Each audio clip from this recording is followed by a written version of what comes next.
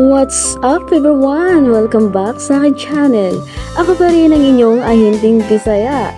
So ito na ngayon, ito na yung binablog ko dati. Ayan, kitang-kita nyo kung gaano na yung kaganda yung improvement. So dati po is nandito po ako sa mga Talahiban. Ayan, kitang-kita nyo yan dati. Na kung saan-saan po ako dito nagpupwesto para po i-vlog, maipapakita ko po itong aming Lara Farm. So ayan, ilang buwan lang yung lumipas, isang taon yan. So ayan, kitang-kita nyo naman kung gaano na at kung ilan na. Ayan, halos hindi na po natin mabilang yung dami na po ng mga nakatira po dito. So ayan, so as in 100% legit. Yan, titulado po yung aming mga property at saka pag nakapag-avail po is ready to use na po siya. Pwede na po siya gamitin. Yan, so yung iba dyan, ayan, kitang-kita niyo naman, napakaganda po ng mga rest house po nila dito. O, diba?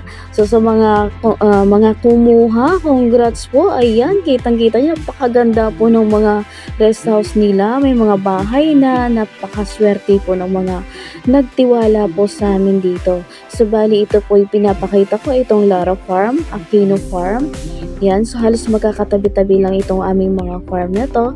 Ayan, so napakaganda po ng aming development. Ayan, as in tuloy-tuloy lang po siya.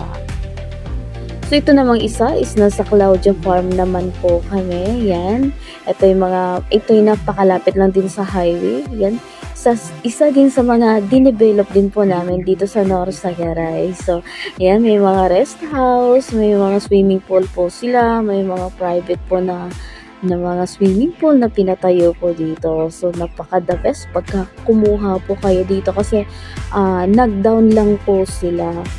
Dati, nagtanong lang din, dati pinapanood lang din yung pagbablog ko dito. So ngayon, ayan, may mga property na po sila dito. O, diba?